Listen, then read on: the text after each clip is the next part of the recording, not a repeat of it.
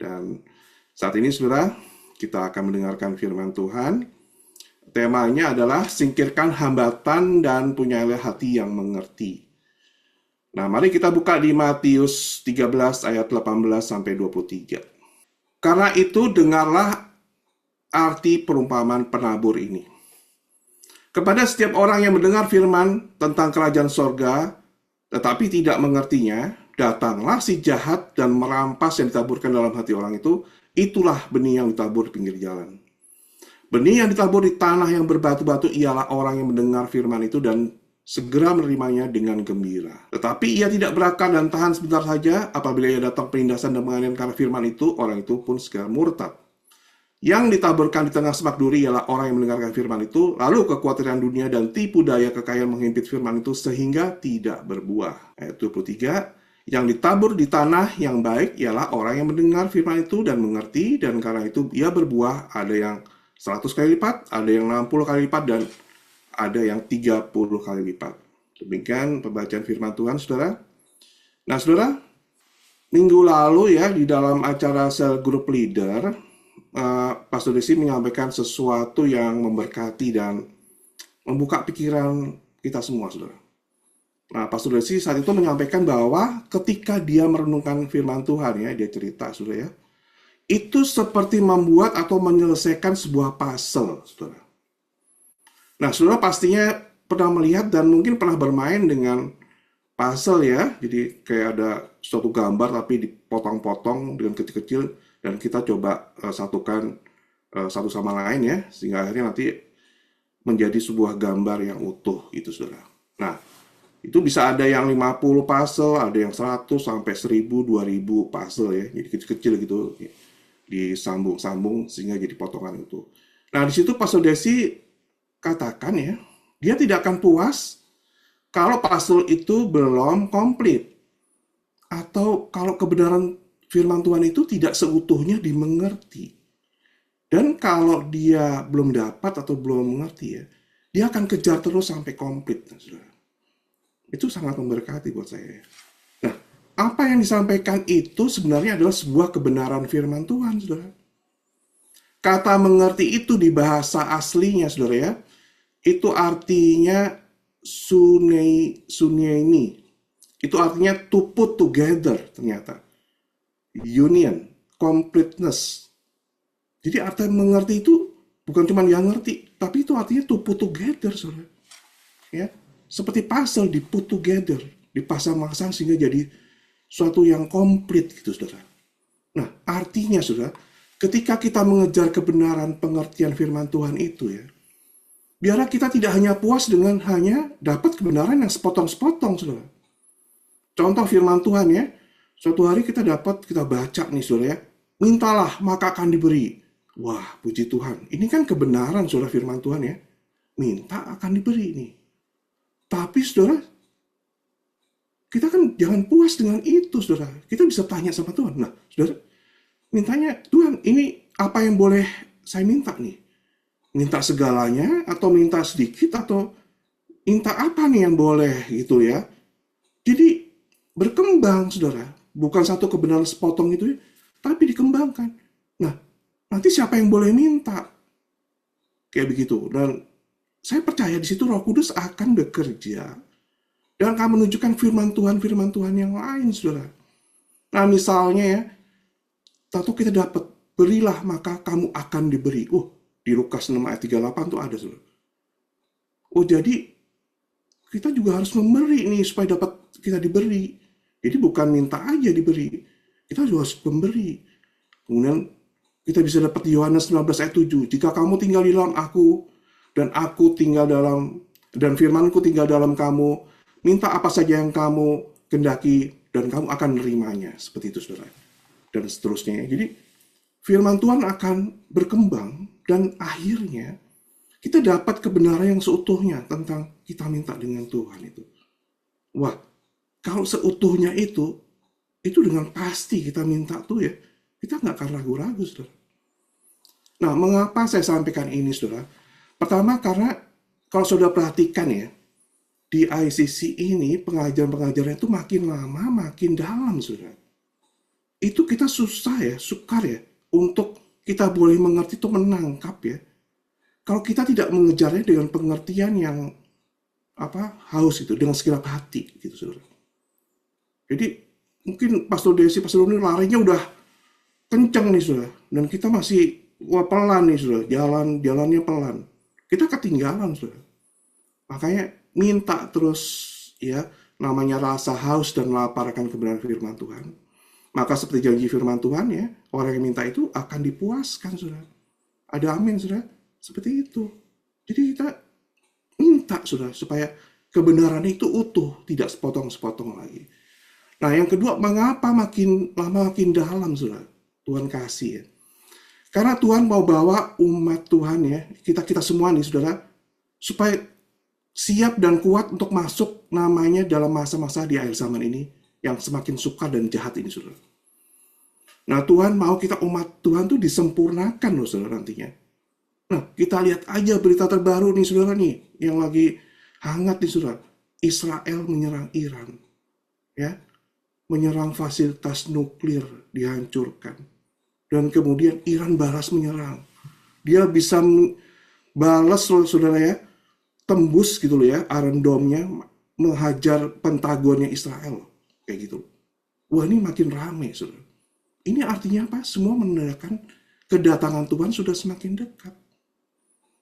Nah hari ini kita akan belajar ya kembali tentang hal menabur ya saudara. Ini mungkin sering disampaikan atau saudara mungkin udah setengah hafal gitu. Tapi pelajaran ini sangat penting saudara. Ini buat mengingatkan kita bahwa adalah penting punya hati yang baik, ya, tanah hati yang baik. Dan itu penting supaya kita dapat mengerti akan kebenaran firman Tuhan. Supaya kita bisa terus berbuah-buah, khususnya di hari-hari yang jahat ini, di akhir zaman ini ya. Dan semuanya ada yang untuk kepentingan Tuhan. Nah ya, kita buka saudara di Matius 13 ayat 19. Kepada setiap orang yang mendengar firman tentang kerajaan surga tetapi tidak mengertinya, datanglah si jahat dan merampas yang ditaburkan dalam hati orang itu. Itulah benih yang ditaburkan di pinggir jalan. Nah saudara, perhatikan ya, benih itu kan jatuhnya dikatakan di firman Tuhan ini di pinggir jalan nih, yang pertama nih saudara. Ya, kalau di terjemahan aslinya itu bukan pinggir jalan, tapi di jalan saudara. Jadi dia benih itu bukan jatuh di tanah, tapi di jalan, saudara. Nah, artinya itu benih itu seperti jatuh sebenarnya di tanah yang keras, saudara. Karena jalanan itu kan keras, bukan seperti di tanah yang lembut atau yang nggak sekeras jalan, saudara ya.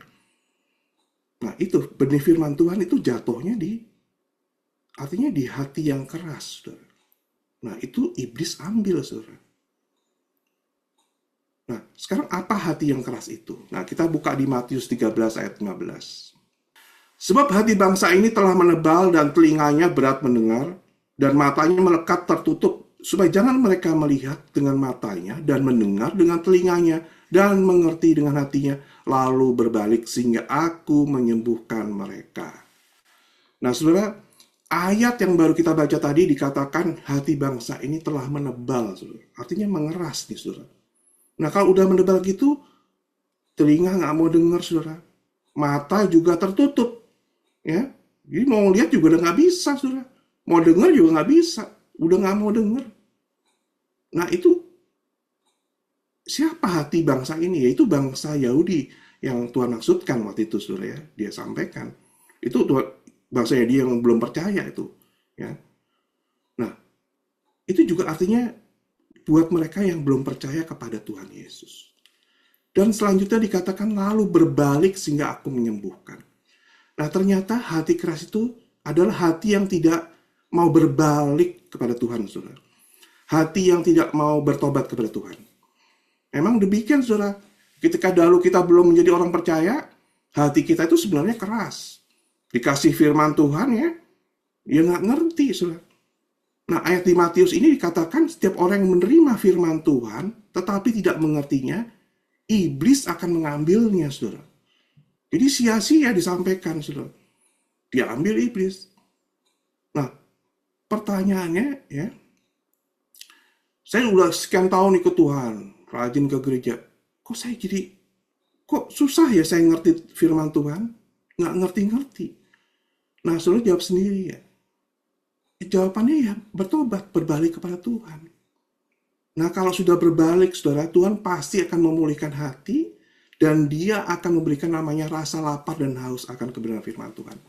Dan Tuhan pasti akan membawa kita dapat mengerti akan kebenaran firman.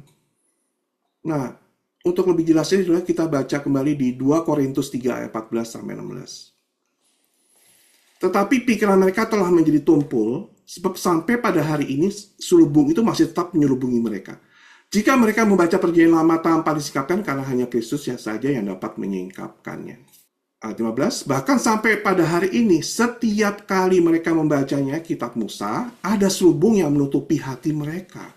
Tetapi apabila hati, ya perhatikan, seorang berbalik kepada Tuhan, maka selubung itu akan diambil daripadanya. Nah, saudara, jelas dari firman Tuhan ini, jadi ada selubung yang menutupi hati, saudara, ya. Ada seseorang yang tidak bertobat, tidak berbalik kepada Tuhan. Pikiran jadi tumpul, nah, pastinya nggak bisa ngerti firman Tuhan, saudara. Karena ada selubung itu. Nah, selubung itu apa sih? Selubung itu adalah cover atau sesuatu yang menutupi, saudara. Ya. Oleh karenanya, selubung itu perlu diambil supaya orang tuh bisa mengerti tentang kebenaran firman. Nah, contohnya, seperti tanah yang kita hamparkan plastik nih, saudara, contoh nih. Ya, kita taburkan benih apa saja, saudara, ya nggak bisa masuk tanah. Dia cuma ada di permukaan saja, saudara. Makanya iblis bisa ngambil dengan mudah, saudara. Demikian juga, firman Tuhan tuh nggak bakal bisa bertumbuh, berkembang, berbuah kalau selubung ini nggak diambil. Ya, makanya harus berbalik dan bertobat, saudara. Baru kita bisa mengerti. Jadi yang pertama ini, benih itu jatuh ke pinggir jalan, saudara, adalah orang yang sebenarnya perlu bertobat, berbalik dengan Tuhan. Sehingga benih itu dapat masuk dan bertumbuh dan kelak berbuah-buah. Jadi dipaksain sekalipun ya, dikasih firman Tuhan terus. Kalau hatinya nggak mau berbalik, datang ke gereja hatinya nggak bertobat, nggak sungguh-sungguh ikut Tuhan, nggak bisa sudah firman Tuhan masuk. Nggak bisa. Itu seperti ya mental lagi itu. Itu seperti jatuh ke tanah hati yang keras itu, yang ada selubungnya itu. Nah, yang kedua, saudara. Matius 13 ayat 20-21. Benih yang ditaburkan di tanah yang berbatu-batu ialah orang yang mendengarkan firman itu dan segera menerimanya dengan gembira. Tetapi ia tidak berakar dan tahan sebentar saja. Apabila datang penindasan atau penganiayaan karena firman itu, orang itu segera murtad. Nah, saudara, yang kedua ini beda, saudara. Ini ada orang yang mendengar firman Tuhan, bisa nerima nih, saudara. Malah dia menerimanya dikatakan dengan gembira, saudara. Ya, ini seperti, wah, ada firman Tuhan, amin, amin. Wah, saya diberkati nih, gitu loh ya. Kasih komentar itu. Tapi selanjutnya nih, saudara, dikatakan ia tidak berakar dan tahan sebentar saja. Ya, nggak bisa berakar, saudara, dan tahan sebentar saja. Artinya, ya, hidupnya tuh sebentar, nggak lama. Itu artinya firman Tuhan tuh masuk, tapi tidak bisa berakar, tidak bisa berkembang. Tahannya ya sebentar saja dan ya akan segera mati, saudara. Ya, makanya ketika ada penindasan atau penganiayaan karena firman Tuhan, atau kalau di Lukas itu ya, bukan hanya itu, tapi ketika ada pencobaan, dia pun segera mundur atau menjadi kecewa dan undur di terjemahan bahasa Inggrisnya. Ya. Segera murtad ya, kalau di terjemahan bahasa Inggrisnya menjadi kecewa dan undur. Nah, mengapa ini bisa terjadi, saudara? Karena benih ini jatuh di tanah yang ada apa, saudara? Batu-batu. Nah, bayangkan ya ini, kalau kita menabur benih nih, saudara, di tanah yang ada batu-batunya. Ya, benihnya pasti selain nggak bisa banyak ya, karena kan batunya nutupin tanah nih, saudara, banyak ya. Dan benih itu nggak bisa berakar, karena batu-batu yang keras itu menghalangi, benih itu masuk dan berakar. Nah, pastinya kalau dia nggak bisa terus, kan mati, saudara. Artinya dia tidak bisa, firman itu tidak bisa hidup dalam dirinya. Nah, contoh kalau gembala atau pendeta mengajarkan firman Tuhan tentang memberi. Waktu dia mau memberi, nggak bisa loh, kan pikirannya berhitung. Wah, nanti kurang nih, ya. Akarnya kan kurang nih. Terus nanti nggak cukup nih, seperti itu ya. Jadi nggak jadi memberi nih, saudara. Terus ada pencobaan datang nih. Melihat tetangga punya motor baru. Wah, punya keinginan nih, tapi uang nggak cukup. Uang cuman dikit banget, saudara. Tapi karena kena pencobaan, keinginan terus menguasai. Dia tahu salah itu, saudara. Tapi untuk mengatasi keinginannya nggak sanggup, saudara. Ya. Sehingga dia bisa akhirnya curi-curi uang kantor untuk membeli motor. Nah, itu memang akan terjadi pada orang Kristen yang nggak punya akar nih, saudara. Karena hakikatnya, karena akarnya itu nggak bisa berakar ya, dan hidupnya sebentar firman Tuhan itu, ya artinya firman Tuhan itu nggak akan hidup dalam dirinya. Nah, batu itu apa sih sebenarnya, saudara? Nah, kalau di dalam terjemahan aslinya, batu itu adalah artinya Petrodes. Akar katanya Petra dan Eidos. Nah, Petra itu benar batu nih, saudara ya. Tapi Eidos itu artinya, ternyata apa, saudara? Penampilan, gaya, bentuk lahiriah nih, saudara. Jadi orang Kristen yang ikut Tuhan, ya, dengan dasar supaya untuk dilihat, yang hanya penampilan luar aja. Semua yang dilakukan bukan berasal dari hati, bukan dari Roh Kudus ya. Tapi supaya dilihat nih, saya ini orang Kristen yang baik, ya. Ke gereja supaya dilihat, memberi supaya dilihat nih. Wah, supaya hebat nih orang. Itu penampilan luar, ya. Dan ketika ada pencobaan, ada tuntutan firman Tuhan, ya gagal pasti itu, saudara. Karena firman Tuhan tuh nggak hidup dalam dirinya. Yang melakukannya pasti bukan Roh Kudus, pasti dia sendiri, saudara. Ya. Kekuatan sendiri, kemampuan sendiri, ya pasti gagal, saudara. Nah, ini yang kedua ini, saudara. Orang yang ada batu di hatinya, ya ikut Tuhan supaya dilihat orang. Jadi kalau ada pencobaan, dia akan kecewa dan undur, saudara. Karena batu itu menyebabkan akarnya nggak ada dan nggak bisa lama istilahnya hidupnya, saudara. Ya, seperti itu nomor 2, saudara. Nah, yang ketiga, kita buka di Matius 13 ayat 22. Yang ditaburkan di tengah semak duri ialah orang yang mendengarkan firman itu, lalu kekhawatiran dunia ini dan tipu daya kekayaan menghimpit firman itu sehingga tidak berbuah. Nah, saudara, kita lihat di sini, benih ditaburkan di tengah semak duri. Tadi batu-batu, sekarang semak duri nih, saudara. Ya, kita bayangkan nih, saudara, kalau benih itu ditabur ya, di tengah semak duri, ini ada semak, tanah kita ada semak duri nih, kita tabur. Kira-kira bisa berakar bertumbuh nggak ya? Ya, masuk ke hinggap di tanah aja tuh mungkin susah, saudara ya. Yang sebagian, karena sebagian lagi ketahan dengan semak duri. Memang tidak separah batu itu yang memang keras, saudara ya. Semak duri lebih ini, tapi dia kan ada duri yang tajam gitu. Nah, itu akan membatasi benih itu masuk ke tanah. Nah, selain membatasi, dia akan juga menghimpit pertumbuhan nih, saudara. Nah, itu adalah orang Kristen yang mendengar firman Tuhan tapi melihat apa, saudara? Dikatakan kekuatan dunia ya. Persoalan itu lebih besar daripada firman Tuhan. Persoalan dirinya itu lebih besar daripada Tuhan sih. Persoalan besar, Tuhannya kecil. Kehimpit tuh namanya, saudara. Nah, itu bisa berarti buat orang itu perkara duniawi itu lebih penting daripada perkara rohani. Ya, ke gereja atau sel grup ya sekali aja deh. Baca firman sekali. Yang penting cari duit terus, kayak gitu ya. Jadi, lebih penting perkara duniawi daripada perkara rohani. Nah, itu yang pertama. Yang kedua, dia juga kalau ada tipu daya kekayaan nih, saudara. Ini orang-orang yang menjadikan uang atau harta atau materi lebih daripada Tuhan nih. Ingat, akar dari segala kejahatan itu adalah cinta akan uang, saudara. Nah, iblis di sini menipu sehingga dengan punya banyak uang harta dia akan merasa secure atau dia merasa aman, saudara ya. Nah, kita bisa lihat jelasnya di 1 Timotius 6 ayat 9 sampai 10.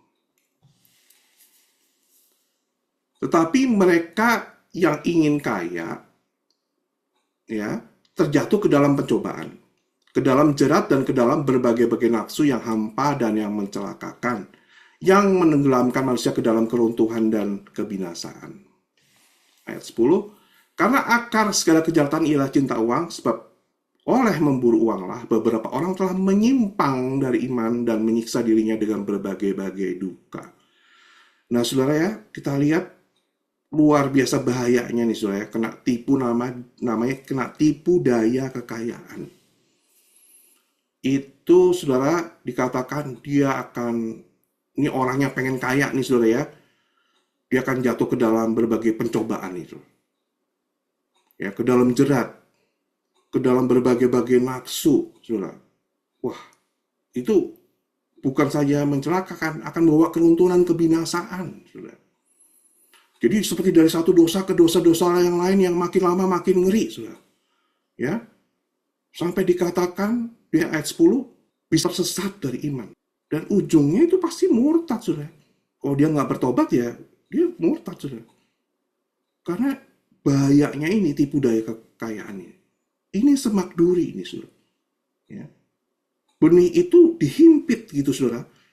Jadi mau ngelawan kekhawatiran dunia, mau melawan kekayaan, tipu daya kekayaan, nggak sanggup.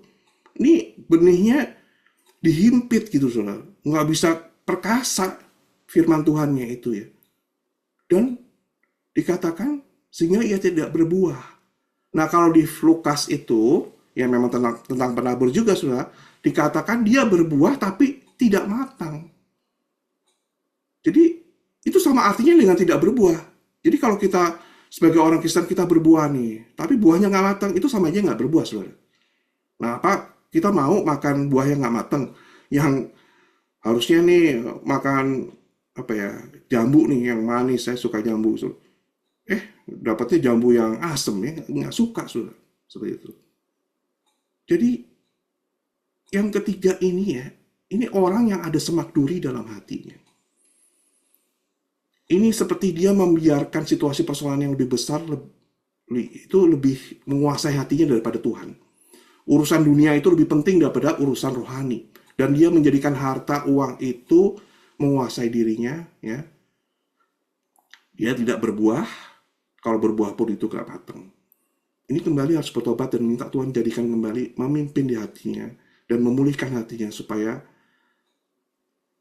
semak duri ini bisa dicabut, saudara. Ingat semak duri itu tadi menghimpit, saudara, firmannya. Jadi kalau dihimpit gimana sih, saudara? Ya susah gitu, saudara. Jadi kecil, jadi nggak kuat gitu, saudara. Kalau tumbuh pun jadi kurus gitu, saudara. Ya mau ngelawan gimana? Serangan-serangan iblis mau ngelawan gimana dari segala bujukan dunia? Dia nggak bakal bisa, saudara. Nah itu yang ketiga. Nah yang terakhir, saudara, yang keempat, kita buka di Matius 13 ayat 23. Kita baca ya.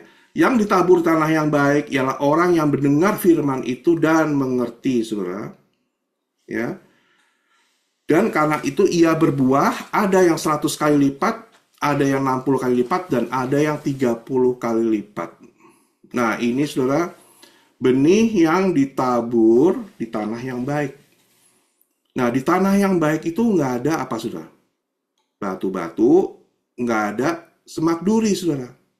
Nah, kalau ditanam itu pasti berbuah.